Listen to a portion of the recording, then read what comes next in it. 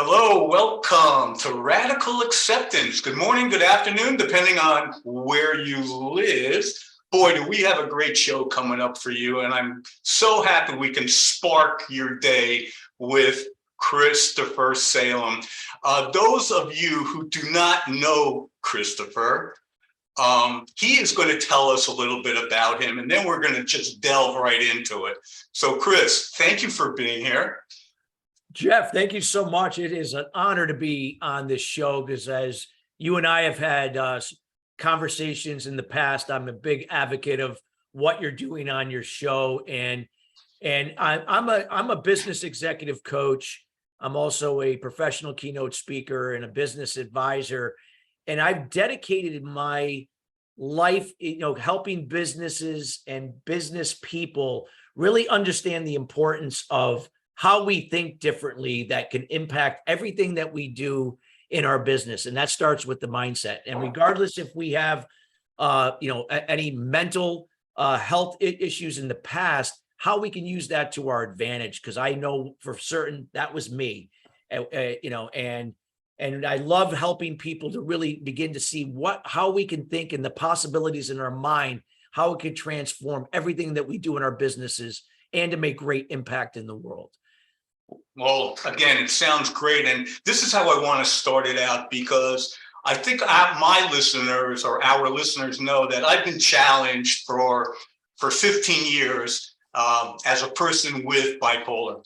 And I've run 3 companies with that challenge. Now, I've seen organizations within, from my standpoint, being that you speak to organizations and you scale company brands and you're in front of a lot of people, how does the mindset, from your perspective, and attitude, beliefs, and mental acuity come into play from maybe the CEOs of the company? Do you see something when you're there? Or do you hear or suspect? How does that work? Well, Jeff, it's so important how we think, even, and not only at the CEO level, but how that through that CEO's example and resourcefulness, or the organization being resourceful, how can they filter that concept of thinking down to all levels in that organization? Does that happen overnight? No.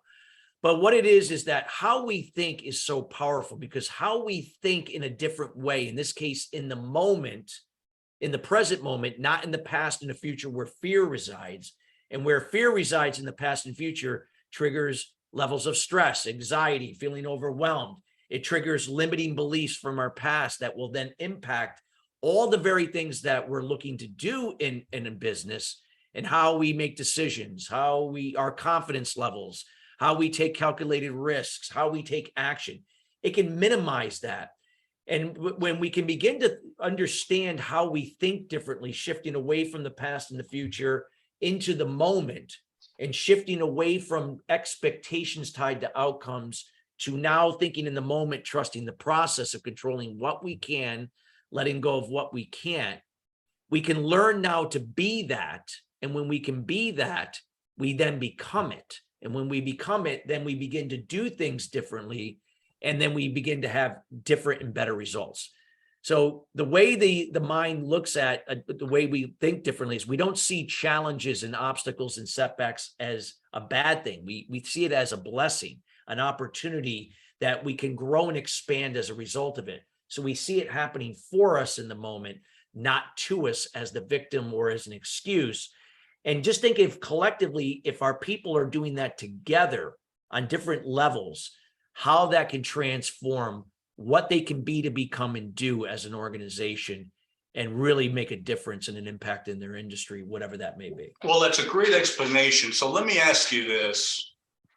If, let's say, one of our listeners has a company and they just heard what you said and they invited you in, how would you explain what you just said, but make them accountable? Because you could give that a training maybe for 3 days and then leave.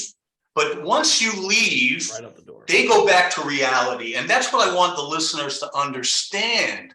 How do they grasp that? knowing that they haven't shared maybe a mental challenge, and they go to work every day, but they hear you, they've heard it before, but how now do they become accountable for themselves for their improvement or to get better? How do they do that? Well, that's a great question, Jeff. And that is so true. Because again, that's what mostly happens 99% of the time. Someone comes in, it sounds great. People are fired up.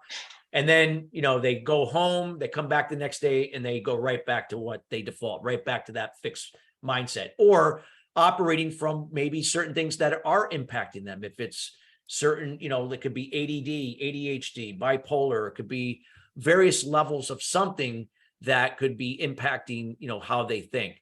Regardless of that, it does start with the awareness, because without awareness, then we don't know what we're working with.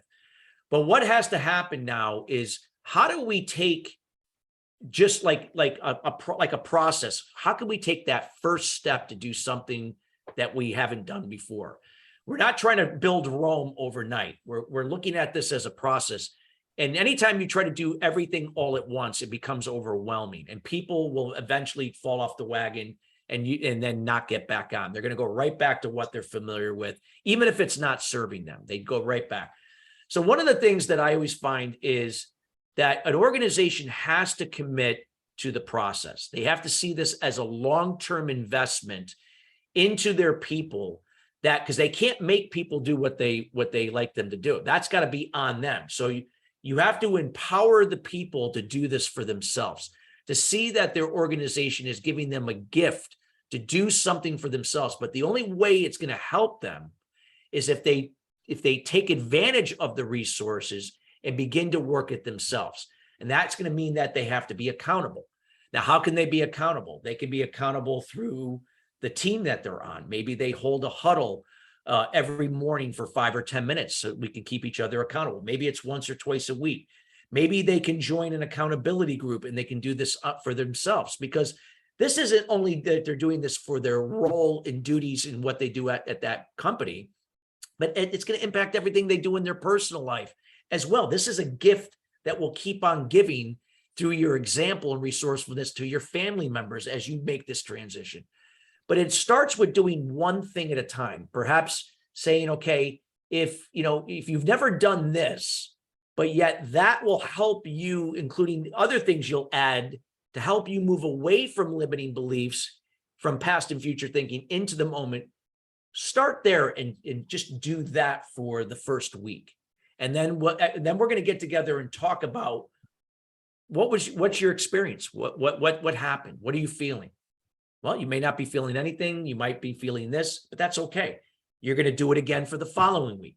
And then slowly you're going to integrate other things that take them out of their comfort zone to keep adding to the things that are going to help them to make this shift. So it's a process of doing one thing at a time, so it doesn't become overwhelming. And as they begin to kind of become part of the process and share amongst the people they're working with, they feel that they're connecting on shared values. They feel like they're not being judged. They feel they can now open up, and they're more likely now to be a part of their process to get better at the things they do. And these are the things that I find can work very well. Is it easy to do? No. Is it take a while, especially it depending upon the size of the organization? Absolutely.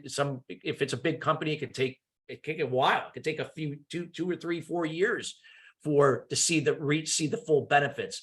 But what I can say is that when you can start to change the way you think individually, then as a team, and then as a company, and you be it to become it, do it, and have it, it will impact not only each person's confidence level. They'll be very specific, clear, and concise in their communication, moving away from passive and aggressive codependent styles of communication to being assertive interdependently. They see each other's role and duties as not depending on each other, but complementing each other. We're accountable for our role and duties. We can't change and control what other people do. I can't control somebody's communication, behavior, attitude, emotions, or course. I can only control my own. And we learn to control how we communicate in a specific, clear, and concise way. We learn how to behave, seeing things happening for us, not to us. We learn that we can choose our attitude regardless of what's happening around us. And that when we respond from emotion, even if it's an initial emotion that's negative, like anger, frustration, disappointment, it's okay to feel that. But instead of reacting from that emotion, we can choose taking a deep breath to say, well, I'm going to choose to respond to this in a positive way, regardless of how I initially feel. So my secondary emotion is I'm going to respond in a positive, in a healthy way. And by doing that, and then taking action daily to what we can control, those are the things that will begin to snowball over time, that will begin to make those changes. And that will reflect outward to the customers they serve, the industry that they're in, to make a huge impact. It's easy to say, to do is another, but I can find that the companies that have done that, and they're very few, but the ones that have done it have had tremendous success. Zappos is one that comes to mind that I'm happy to share what that's done to them as a company. Thanks for sharing that so eloquently. I know that you're very keen on enjoying the process, following the process, and you said something very powerful. I think the listeners picked up on it. 2 words: overwhelm and starting small, which I term as baby steps. Yeah. Right. By taking baby steps and maybe compounding a baby step on a baby step on a baby step, then that's where at least my success came from. And that's very powerful. You also used the word awareness. Now that is probably, from my perspective, one of the biggest difficulties in a company, is because sometimes we're so focused on our position, what we need to do, that we're not aware of our surroundings, of the person next to us in the cube next to us, or the CEO or the VP or upper management. They don't get a clear picture as to their employees, which definitely makes an effect on the company in revenues, in production, in feeling good about showing up. How does one maybe speak to higher management? Because that's where it has to come from. Yeah. To initially get you into the company. I mean, you're not going to go to the warehousing people, as important as they are, and they're not going to say, Chris, come on in. So how do you approach a president, an owner, to have them realize that mental health and wellness is a key component of productivity? It is so huge, Jeff, because when it's not addressed, it reflects in job burnout, it reflects in absenteeism, it reflects in low retention, and then higher onboarding costs. And these are all things that are all major issues. I don't care what size organization you're in. They're all issues, and these things continue to rise. Most people on some level have some kind of mental, issue, and I don't even want to say that it's an issue.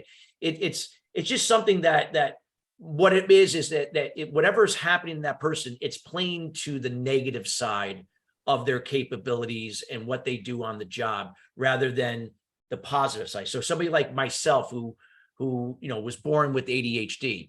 The negative side of ADHD was we get agitated very quickly. We can become overwhelmed very quickly. We can become angry and react to situations, especially if we got too many things going on. But if we know how to channel it right and begin to tap into the positive side, people with ADHD are the most creative and innovative people out there. It's learning, if companies know how to know that this exists in almost, if you were to line up 10 people, 7 out of those 10 people are going to probably have ADD or ADHD or something on some various level.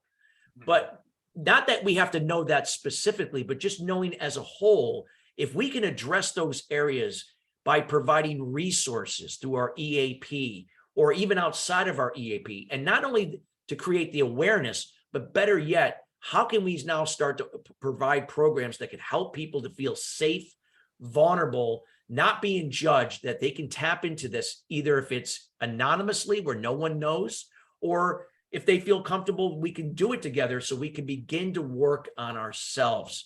And I always find that if you have a CEO that is going to be vulnerable and transparent, now sometimes that's a hard thing to do because they may fear that they're going to be judged by their peer or by their board. You know, maybe that could affect whatever. But I find that that transparency is really important because I've been very transparent for the last 20 plus years. And I can say it has not affected my career. It's actually made my career skyrocket. Yes, I've had a few people judge me. Oh, he's got ADHD. Oh, I'm not going to, don't go near that guy. He's, you know, but it doesn't matter. You're not going to please everyone. But I always find that that transparency at the top, filtered down, and providing a wealth of resources that empower people to tap in anonymously or, you know, together where we know, is a starting point to start getting the ball rolling to the importance of these issues and how we can help people tap into the strengths and the positives of it and get the most out of them in terms of production efficiency. And of course, as an organization, more profitability. Yeah, that's a great answer. So let's reverse it because we spoke from the top down. I'm sure you maybe get involved with the employees. Yes. What do you think from your perspective and your experience is the biggest challenge from the employee's point of view if, let's say, they are living it, but they haven't exposed it or disclosed it because of the stigmas, the shame, the guilt. Yeah. And how do you open this opportunity so the company could thrive? Yeah, it's a great question. And it just comes down to what you said. That stigma is what keeps people silent, and it keeps people like keeping it under the wrap. I'm not going to let anybody know that this is something that's affecting my, you know, my performance. So that's why a lot of times people will play it safe. They'll just do the bare minimum, or they'll do the things just enough to keep things steady, but never going to take something to the next level, because obviously if something doesn't go right, that may expose their limitations, that might expose an issue that they're dealing with. So again, people don't want to volunteer and discuss these matters because they feel they're going to be judged. They're going to feel that they're going to be viewed as incompetent, or worse, they're going to get laid off or fired as a result of it.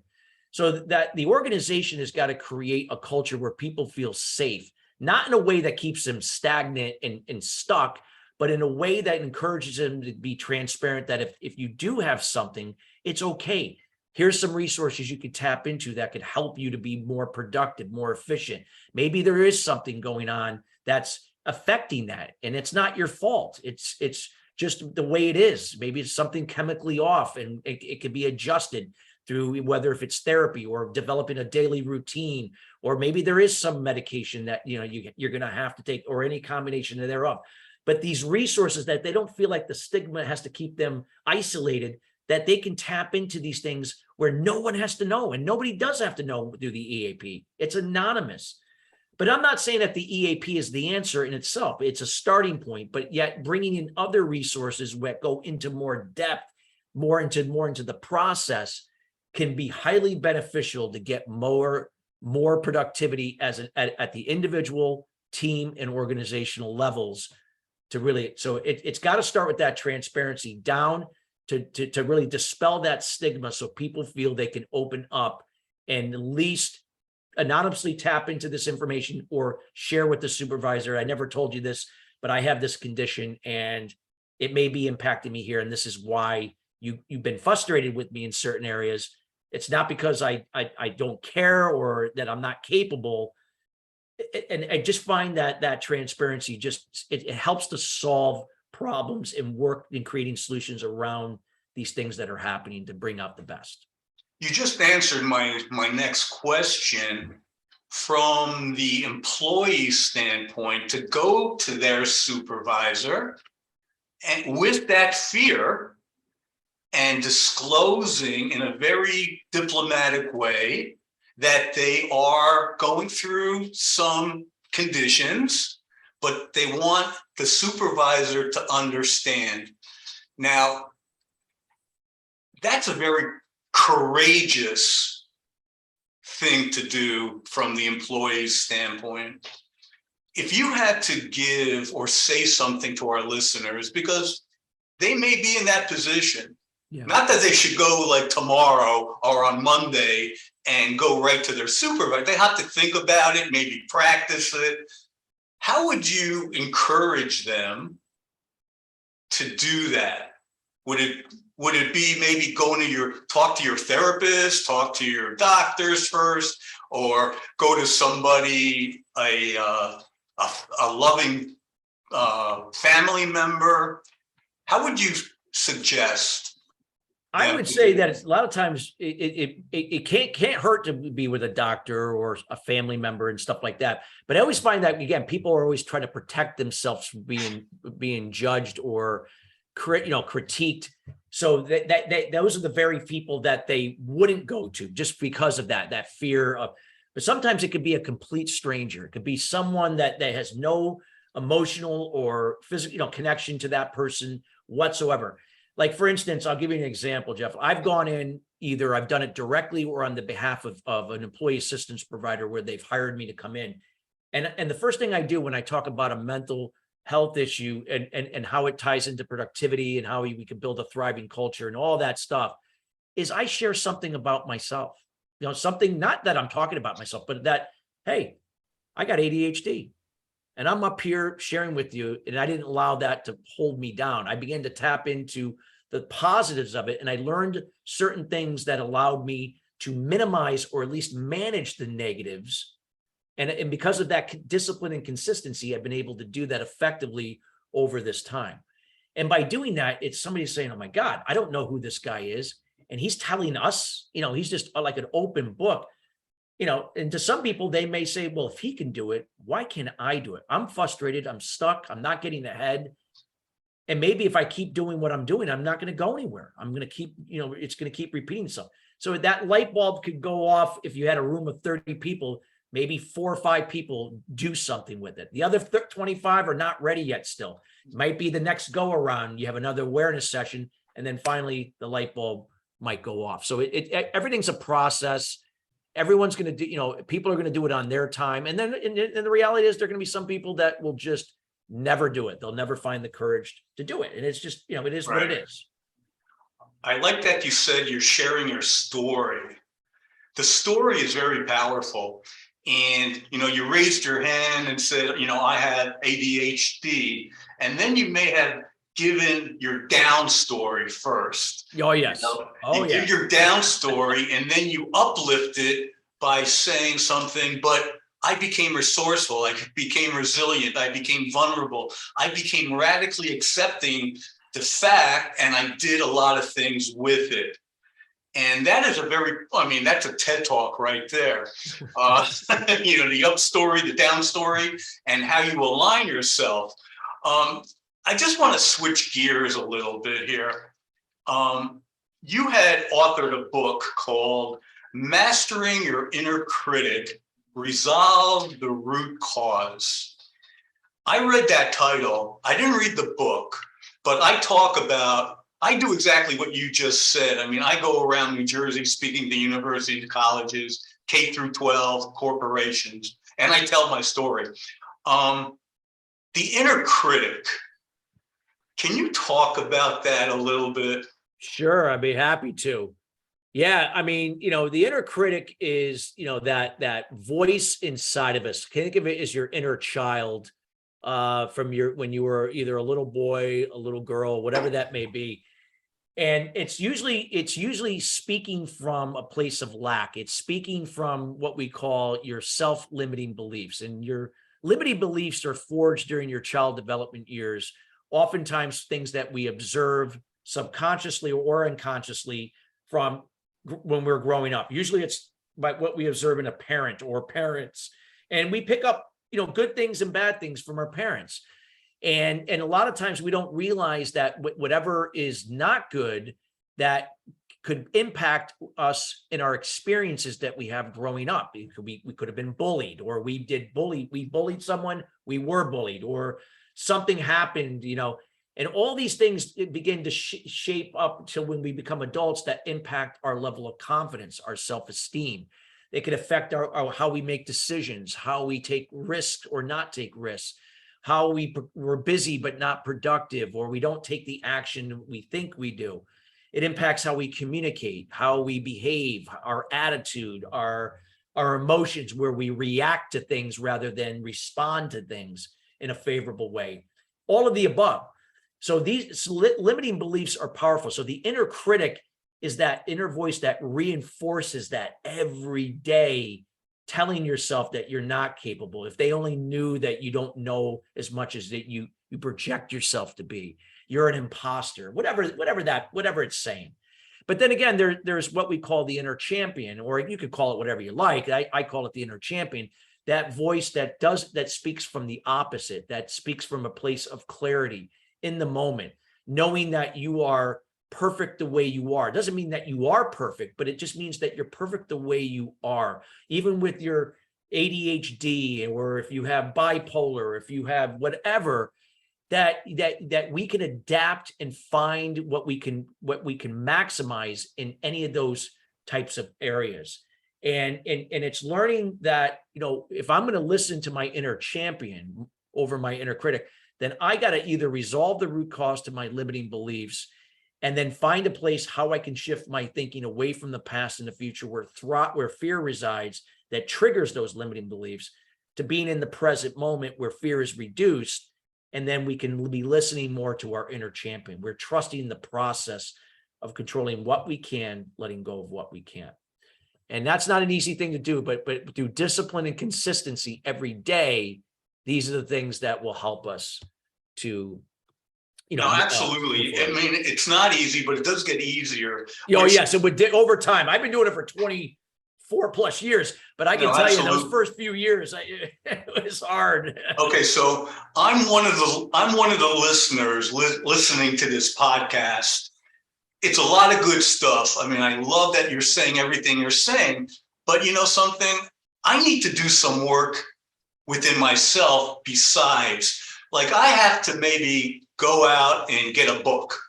I need to maybe get online and read about ways. I maybe need to go to a conference. I have to invest into myself by listening. If you're doing, let's say, a webinar, and I see it, and I know you, and you're charging X amount, I better pay that and sit with you for those days. So what can you say to our listeners about investing in themselves? Because it's more than just listening to one individual or me, and then that's it. Absolutely. You got to tap into the resources that really align with where you're at. So it's like somebody like myself or you, Jeff, we may apply to certain amounts of people where they're at. There might be some people that I'm not going to be the resource where they're at for some reason. They're not going to identify what I'm saying, and that's okay. That's why there's a lot of information. The key is the answers are, regardless, are always going to be from within.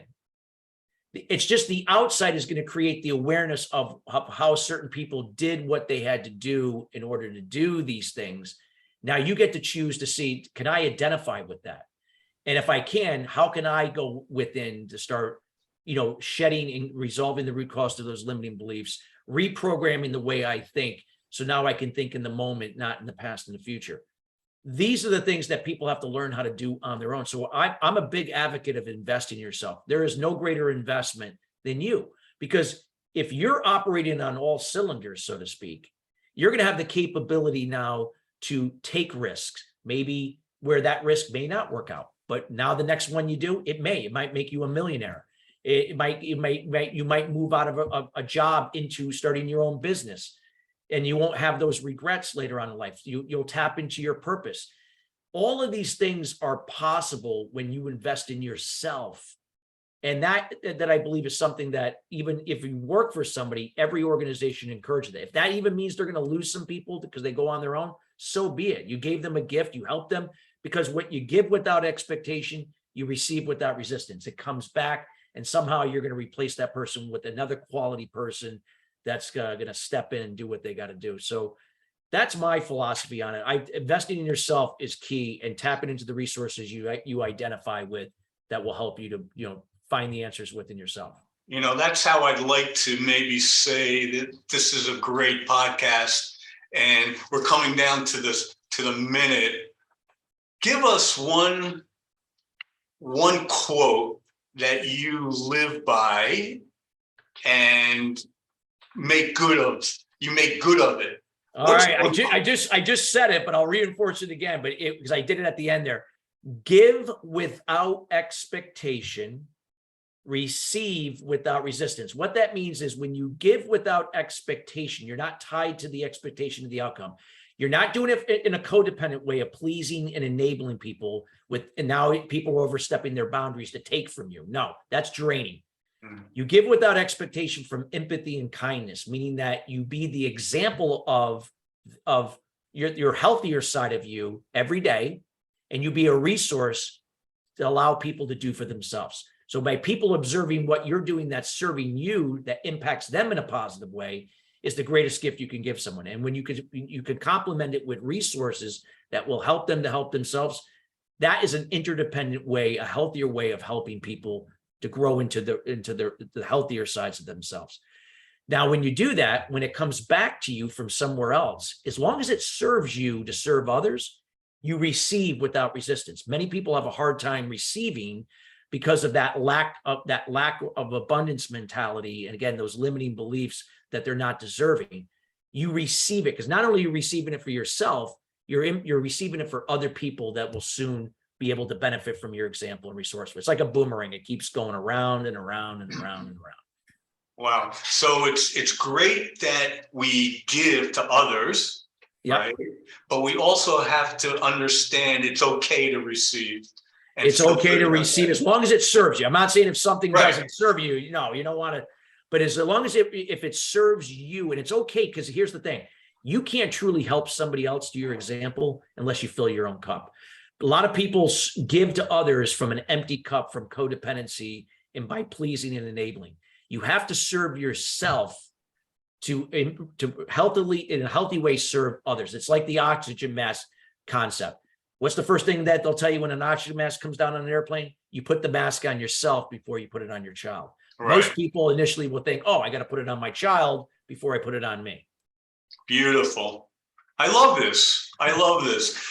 So where do we find you, Chris?